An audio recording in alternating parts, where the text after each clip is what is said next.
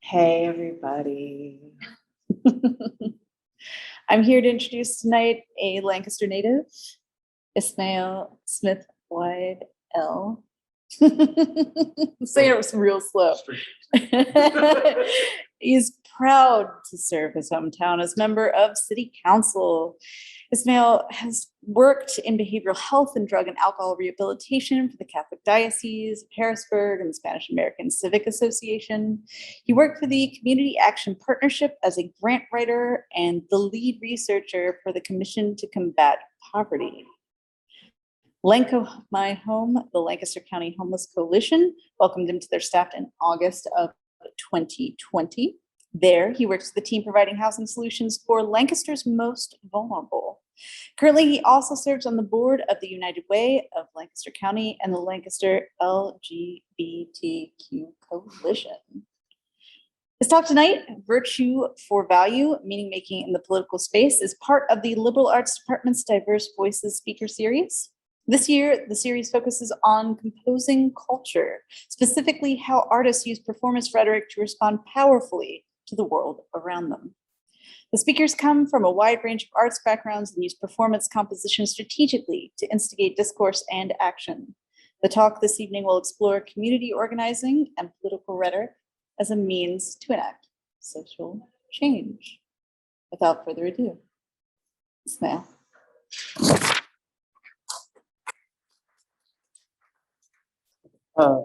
Hey y'all, what's good? Let me see myself. As was said, my name is Ismail Smith-Wade-El. And so tonight we're going to be talking a little bit about these two gentlemen, but mostly about the formation of meaning through politics and specifically through protest. And I thought that particular take was relevant given how the public space just across the street was used for the lion's share, if not the majority, of 2020 as a site for protest. So can anyone tell me who these two gentlemen are? You get 1 point for the gentleman on the left, 10 points for the gentleman on the right. Yeah, anybody? What's good?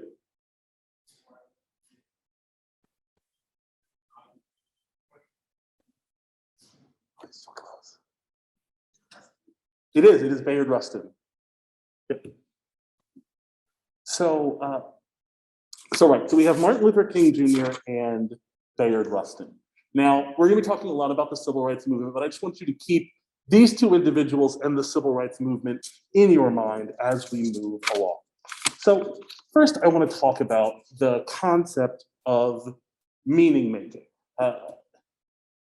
Meaning making specifically, I think easily is described as the process between sensation and perception and beyond. This is what a psychologist or a neurologist might tell you. So you see or rather light is reflected off of a chair into your eyes. You see a chair in this space and that has some meaning to how you interact with the physical space. In its most simple definition. So this is almost all models of meaning making take this general format in the social sciences, in history, in political science. Typically, you begin with some kind of potential stressor, whether it's a distressor or a eustressor. It's a new event, good or bad. It's a new event coming into your world. Now, you then make meaning of it. So you are contextualizing that information, hey Jackson, you're contextualizing that information based on all of the previous experiences you've had, belief, culture, to come to an understanding of what the thing is. Now, the thing can be an object, it can be an event, it can be a person, or it can be a discourse. And here I'll define discourse as an interaction between 2 points of rhetoric or two specific, we'll call them material actions. So you have coming into you, I'm not sure how to do this and walk around, but so you have coming in, like I said, you have your stressor, and then you have to address whether the stressor is in discrepancy with what you currently understand about the world. So that comes in as something new for you. And you need to figure out, does this fit with how I understand the world, or does it not?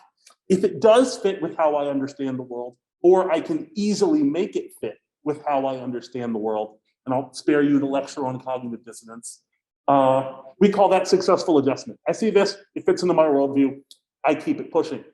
But if it doesn't, then we need to find a way to resolve that with how we understand the world. And so that's where meaning making comes in. And on the far left, I guess your right, you will see the typical ways in which meaning making is categorized. So you can either respond to these things as by changing your beliefs about yourself, changing your belief about the meaning of the stressor, or changing your beliefs about the world itself, right? So you have personal, you have external, and you have global. Does that make sense? There's possible ways that you can change your belief about a thing. Okay, great. Okay, now, this is, oh, it's actually right there. I was gonna say it's from the 50s, it's from the late 40s. This is Shannon's mathematical theory of communication. The idea there is to create a model of transmission that is simple enough that it effectively describes both electronic messaging, radio, what have you, but also, again, the ways in which we communicate and receive information. So you have your source, you have your medium, you then have interference, and then you have the traveling signal, and then what you receive, and your ultimate result. And this is how I tend to think of meaning making in the political space, because you will always be meaning making. And I hope that much is clear. We are all perceiving creatures. So at all times, we will be taking in hundreds, thousands, millions of new stressors, and we will be analyzing them based on our worldview and experience. Very kind of you, Never. Thank you. I almost tripped over it, but that's because I'm clumsy. Yes.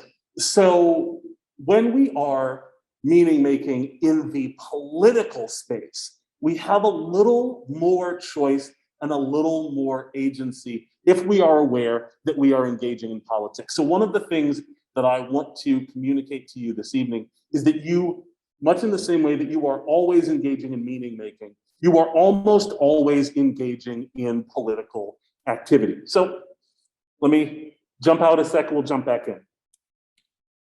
What's that? Somebody tell me. Yeah. Not here though, ours is kind of boring. This is Philadelphia. And so people tend to consider politics as things that politicians do. Typically, at least one elected official or political party is involved. And that's true, that is absolutely politics. But if you boil it down a little more, what you're talking about is how people organize to make decisions about the world. And that can be the world writ small, so your block, your community, your society, whatever, or it can be the world entire. Okay, so let's talk about the death tax. This is one of my favorite examples of political meaning making, and we'll jump right into what we're talking about. So the death tax is the name that conservatives in the 90s came up with for the inheritance tax. This was the concept that if I die with $22 million, perhaps I could stand to pass only 18 million, 15 million, what have you, of that money on to my onto my children. Now, you might reasonably call that an inheritance tax, as it is called in law. But this is actually one of the most effective recent instances of openly political meaning making. The phrase death tax turned much of America against the concept of an inheritance tax altogether. And as it stands now, the federal inheritance tax does not kick in until $11 million. So if you leave your children any less than that, as we should all be, I know you're all really, you're like, yeah, is it 11 or 12, right? There are no taxes. And so I think it's clear, right, first and foremost, it's clear that, I'm getting ahead of myself. So it's clear that rhetoric is powerful. It's clear that rhetoric is, capable of changing the way that we understanding things and moving political outcomes. And so I don't think that I need to explain that to anyone. But what I think is important is that we understand that protest is itself political rhetoric. And that's what I want to dig into today, because we have spent the past year and a half talking about which protests are good, which protests are bad, which protests are effective, how should we do them, are they worthwhile?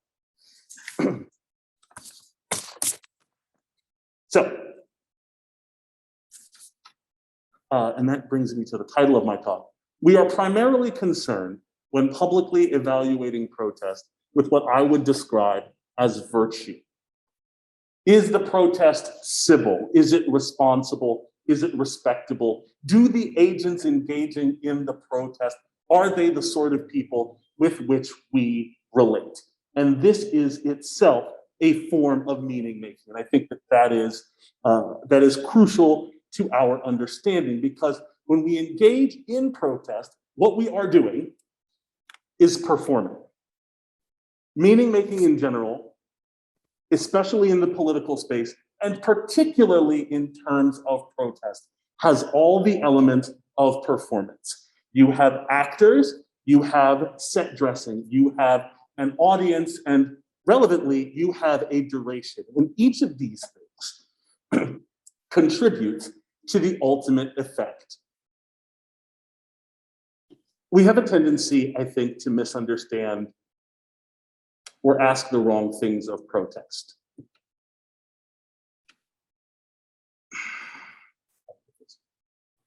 I think we often limit ourselves to seeing protest as a registering of specific grievances. That's not it. You can do that on a piece of paper. That is not itself a protest.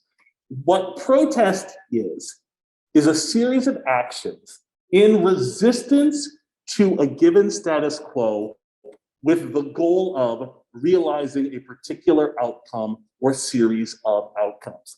And the argument that I'm going to make to all of you is that should be the value of the protest, should be the chief evaluator of whether a particular tactic or a protest or its aims are good, bad, useful, worthwhile. Virtue is fleeting. Okay, we're back to Martin Luther King Jr. So this is Memphis, Tennessee. So this is actually the night before Martin Luther King was shot.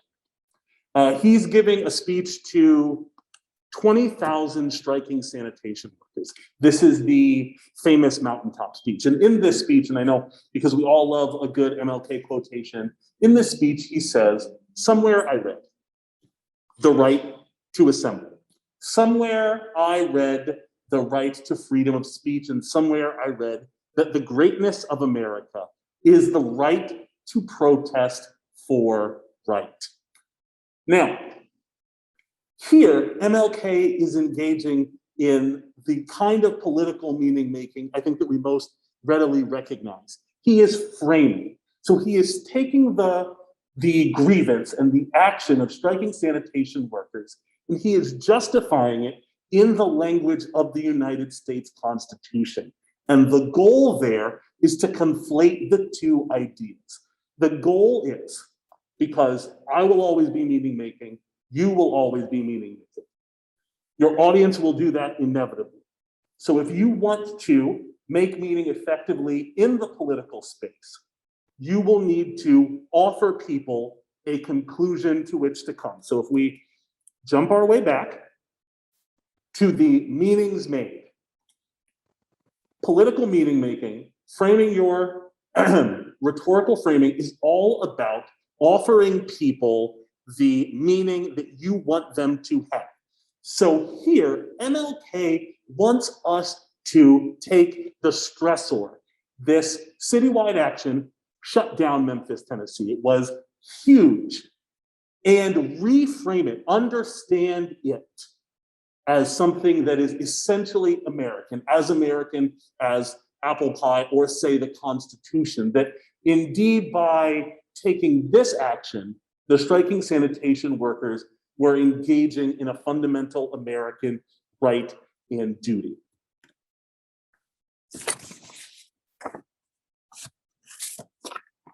Where are we here? And here, okay. This, any guesses? This is Prague in the late 80s. This is the Velvet Revolution. So the Velvet Revolution, so called because it was largely considered to be bloodless or conflictless. Not entirely true, but more so than the other post-Cold War revolutions that were occurring at the same time. The president of the Czech Republic in the immediate wake of the Velvet Revolution was Václav Havel, which is always exciting to me because he went from playwright to activist to president, which, you know, I've written a few plays in my life. I'm not saying. Anyway, oh, I have skipped ahead. Give me. Okay, here we go. So what I want us to understand is that, as I said, our protests are designed to achieve a set of short-term and long-term goals, and that the mechanisms that we choose for protest, what it is we choose to do, whether it is a letter writing campaign, whether it is a demonstration of millions of people on the street, is itself part of our meaning making. And I think the natural conclusion, if indeed the medium is the message, and if you've read Marshall McLuhan, you can probably leave now, I don't have anything new to tell you. I think the natural conclusion would be, then we should be very concerned with appearing civil, respectable, reasonable. And actually, I would argue the opposite. You, at the time of the initial, we'll call it stress making, in a public sphere, it's actually very hard to win that argument off the bat. I'm a big fan of my bed. Do we all like our bed? Right, like it's comfortable, and at like 7 o'clock in the morning when my alarm goes off, I'm in love with my bed and I hate my alarm. And I think that, not to oversimplify it, but that is you are the alarm in taking a protest action, especially if you are attempting some kind of societal or global reframing. And so in the situation, right, like I said, where there's the alarm and the bed, you are not going to win at first.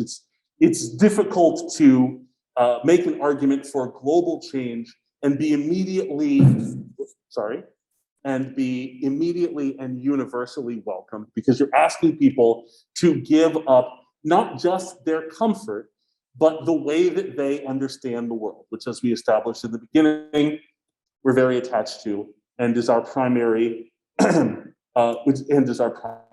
base from which we understand the world. So this happened the other day. It was a real bummer.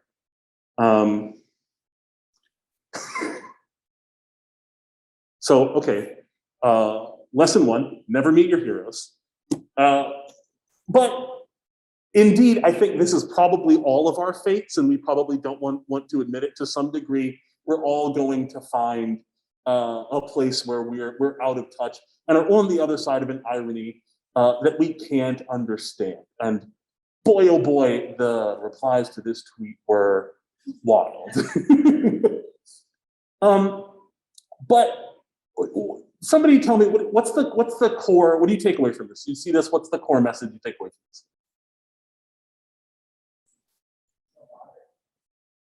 I can't hear you, love. Don't bother anybody. Yeah. Anybody else?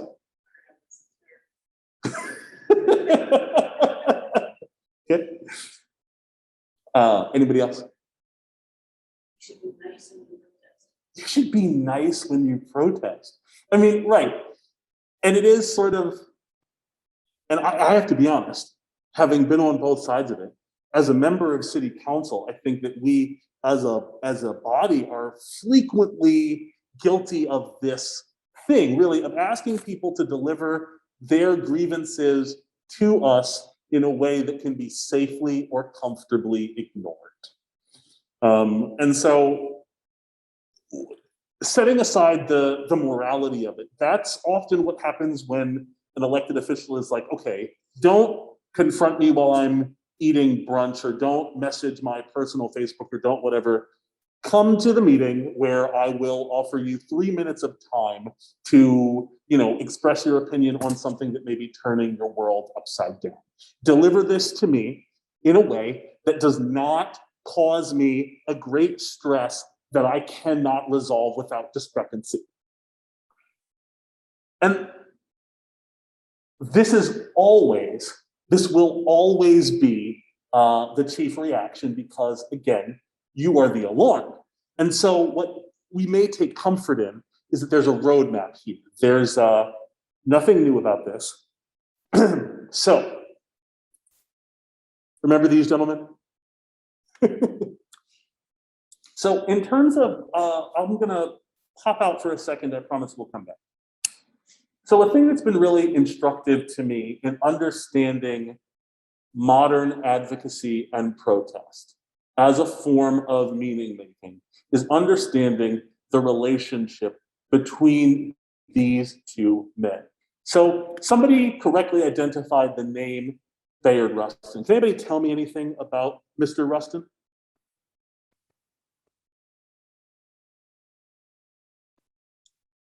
Lucky me, talking about Bayard Rustin is one of my favorite things. So this gentleman has every adjective you can think of. This gentleman is a gay Black socialist Quaker labor organizer who also, about 10 years before this photo, was hauled into a police station for hooking up with another dude in the back of the car. I kind of got it. Anyway, so, well, that's immortalized on the recording forever. Anyway, so, but the man on the left, actually a not wildly atypical Southern Baptist preacher at the beginning of his career. Obviously opposed to racism by virtue of being a Black man. He sees a great racial injustice in the United States of America. But what do we know about Martin Luther King? What's the defining factor of Martin Luther King? Nonviolent protest. Yes, exactly. So before Martin Luther King meets Bayard Rustin, he is traveling with a rifle. He has seen what has happened. The early stages of the civil rights movement have been dangerous, extremely dangerous and deadly. And we'll get to deadly in a second. And so he says, again, coming from a Southern tradition, and frankly, being a Black man, why should I not carry a gun? What I'm doing is fundamentally dangerous, and people have been clear that they want to kill me. So then he meets Bayard Rustin, who is a Quaker. And in establishing their relationship, he is working for the A. Philip Randolph Association of the AFL-CIO at the time, primarily responsible for organizing Black labor unions across the country, which were very common. You had, as occupations and industries were often segregated, even within the same city. You think of August Wilson's Fences. There was recently a film, Denzel Washington. You know, even the sanitation workers, as they were in Memphis, Tennessee, where Martin Luther King died, were segregated. And so you had largely Black trash companies. Anyway, so Rustin introduces King to the writings of one Mohandas Gandhi. And it's from there that they develop this strategy of strategic nonviolence.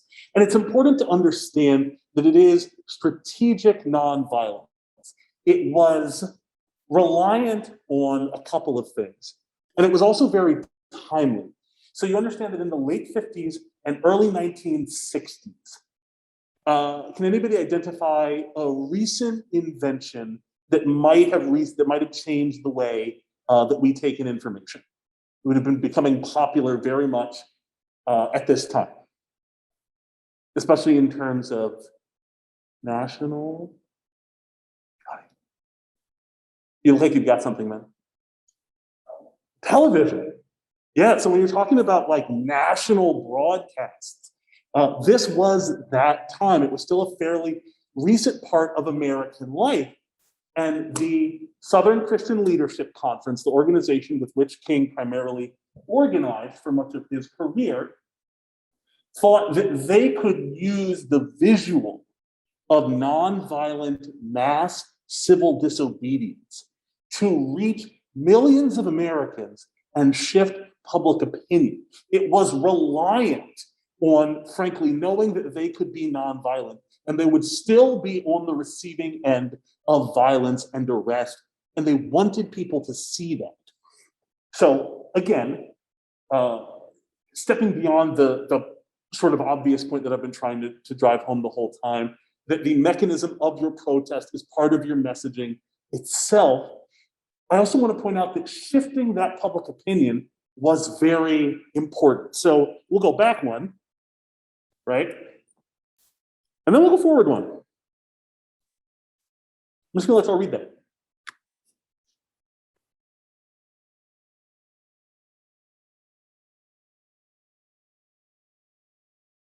And it's important to understand that the civil rights movement, again, was seeking to be a stressor resulting in a global understanding change. That is to say, they hoped to shift public opinion as a means of shifting the legal environment of the United States, delivering the Voting Rights Act, the Fair Housing Act, which are 1964 and 1968, respectively. I'm sorry, 65 and 68. 64 is the first Civil Rights Act. So looking at this, I think that we have this tendency to assume that the civil rights movement happened and we talk about the protagonists without talking about the antagonists. I think it's important to understand that while we currently sort of universally valorize the civil rights movement, like, of course I can drink at the same water fountain as you can, we have to understand that in fact, well into the 70s, public pools were drained because Black children swam in them. Okay, so we'll, can you tell me who these individuals are?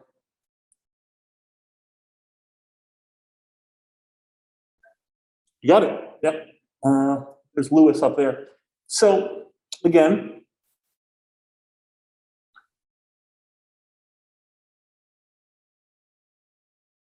and so I want you to think about that in the context of even local reactions, even, you know, coming out of City Hall, coming out of, you know, friends, neighbors, to the George Floyd protests that happened in Lancaster. We always have a protracted discussion on whether protests are civil, respectable. And I think in forming protests, it's important to be sure to know that we are not going to win the civility, respectability frame. If your protest is serious enough, you almost certainly won't win the virtue frame. So you have to establish your values within your organization and take the opportunity to get your values in front of the broader public. I'll note here that the civil rights movement begins, there's no slide for this because I didn't really want to engage in this kind of trauma pornography. One of the galvanizing events of the civil rights movement was the publication in Jet magazine of Emmett Till's open casket. Even Mamie Till described herself as feeling before this happened that like racism, the KKK lynching, those were the problems of Negroes in the South. She lived in Chicago, not an issue relevant to her life. Not really, she faced racism, but not the kind of, horrifying lynching racism that she felt that people often talked about. So seeing that kickstarted the civil rights movement by getting in front of the relevant stakeholders. So we'll narrow in a little bit. So again, you're not going to win the public perception argument at the beginning, but you can win with a few key stakeholders. So while we saw that most of America was here, African Americans seeing in Jet magazine Emmett Till's body were galvanized in the Bay Area, in Alabama, in Georgia, in Louisiana, Chicago, New York, the whole country. And so now all of a sudden you have organizations popping up, CORE, the Congress on Racial Equality, the Southern Christian Leadership Conference, SNCC.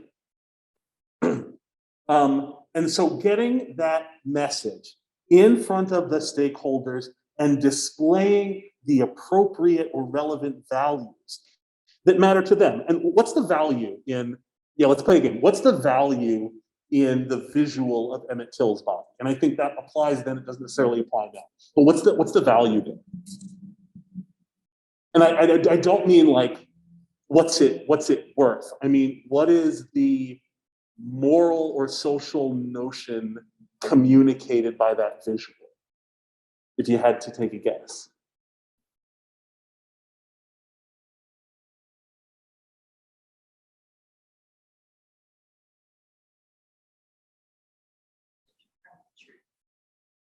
So yeah, okay, so there's absolutely a confrontation there. Anybody else? Okay, so I now really wish I had it, but I'm that thing is very important to me. We primarily understand protests in the African American community as something that we can consume vis-a-vis a sort of trauma pornography, and so I try not to engage in it. So I have nothing to gesture to.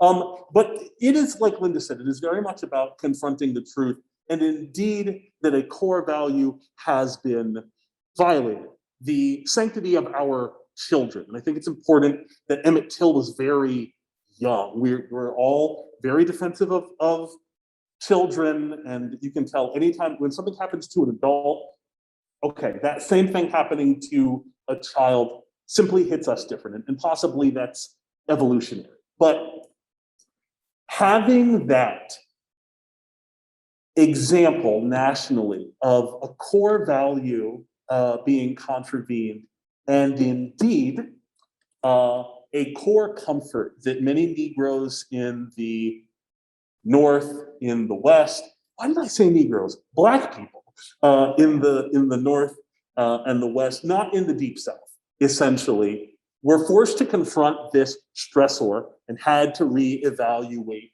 globally. Okay, what does this say about me? Or what does this say about the world that I live in?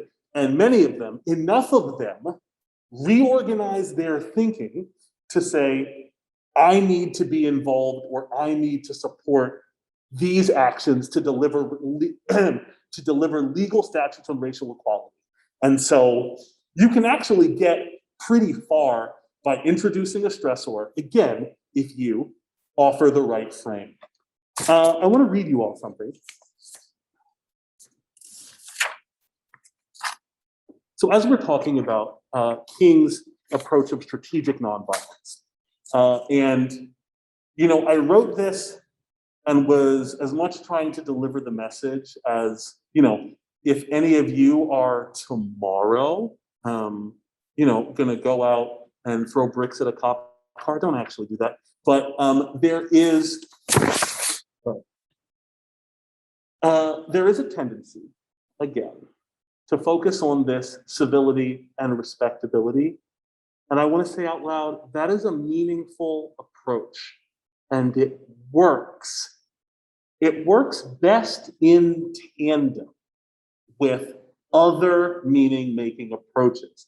So the argument that I'm going to make is that essentially, if we were to draw a line in the sand between the civil rights movement and the Black Power movement, or more accessibly, Martin Luther King and Malcolm X, the argument that I would like to make is that essentially, if this half, if you will, or this part of the movement contains a message, offers a frame for the reorganization of our thoughts, this part offers the necessary stressor to open up that space. So this is what I want to read to you.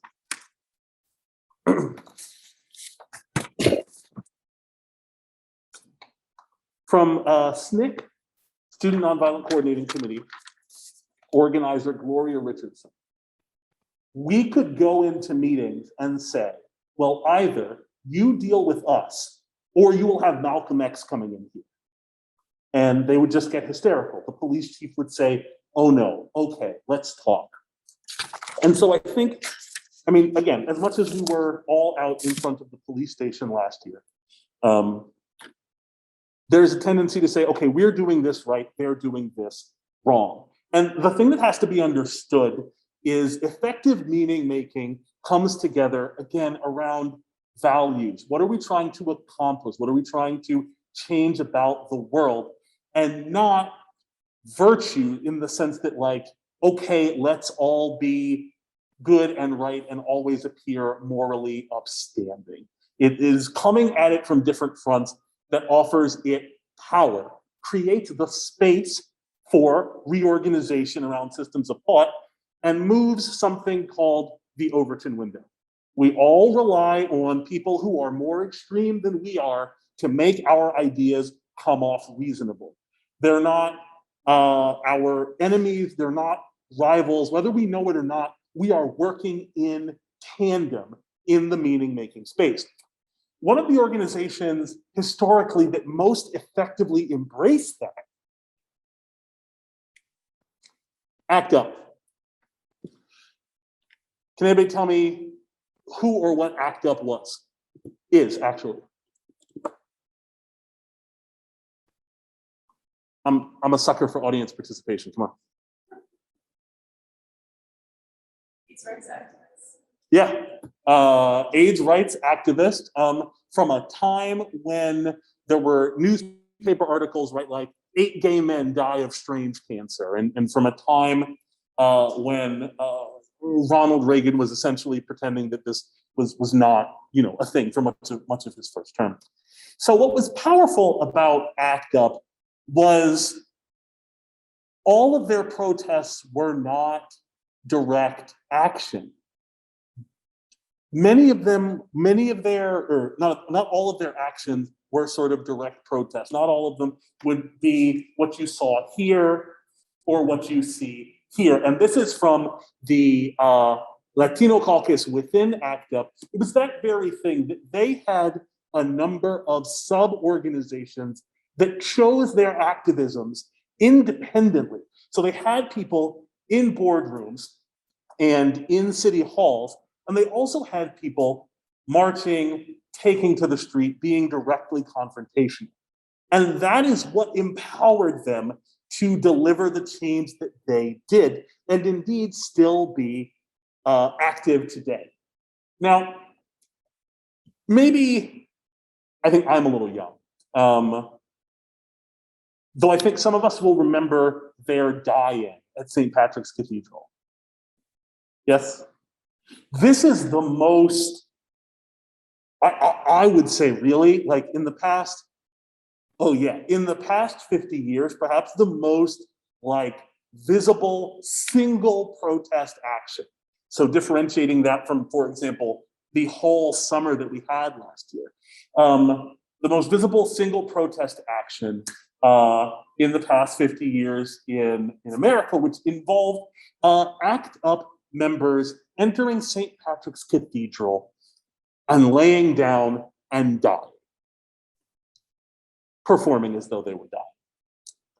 So about Lancaster County, you may have seen this, this tactic replicated with protesters laying down on the ground for the 9 minutes, for the 9 minutes that Officer Chauvin had his knee on George Floyd's neck.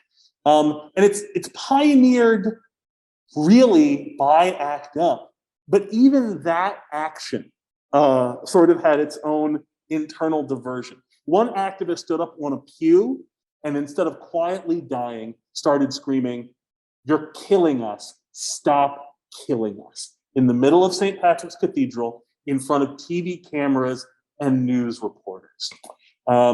And frankly, after that, the influence of the Catholic Church in New York City, while still significant, has never been the same.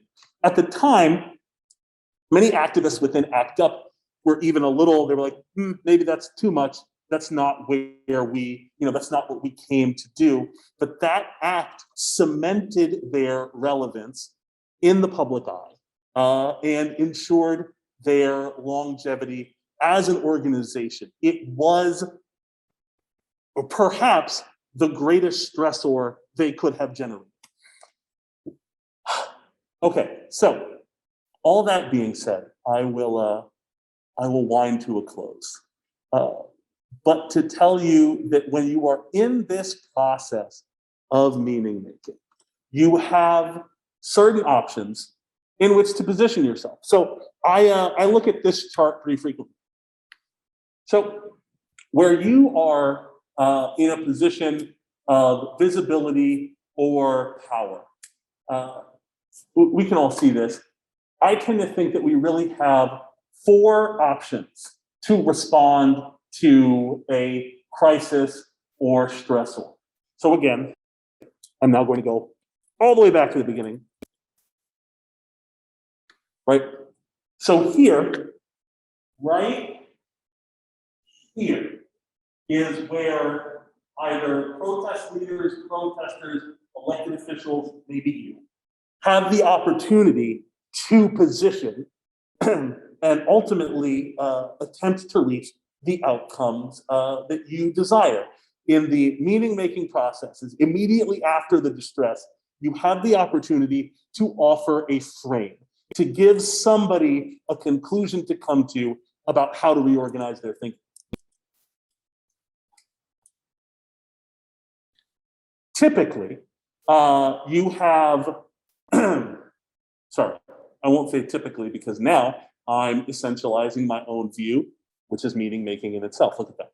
So these 2 axes, the amount of responsibility you have or take, and the amount of impact that you can have or take. Oftentimes, this will be decided for you by other, by other meaning makers or by your existing position.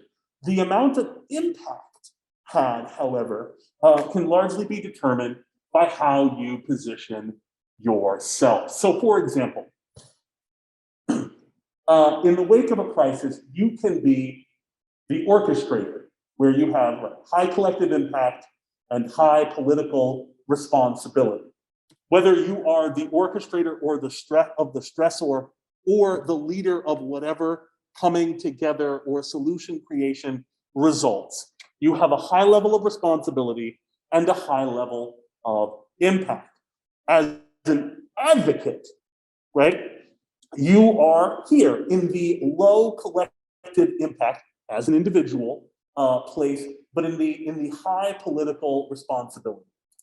Here, and this is underrated, you're just a comrade in the buddy space, right? So you're having a low collective impact as an individual, and your total political responsibility for the post-crisis happenings, for what happens after the stressor, is fairly low. Your job is to be there for someone else. Now, you are unlikely to reorient the entire world in that way, but you're also unlikely to catch the whole flack of the stressor. And then this one, sort of the mourner in chief. This is I'm trying to think of a good example that we have in recent history of someone whose job it is publicly, right, to mourn, that is not like, very unfortunately, one of the mothers of an endless litany of slain black men, but actually that's an excellent example. So let's go back to Emmett Till.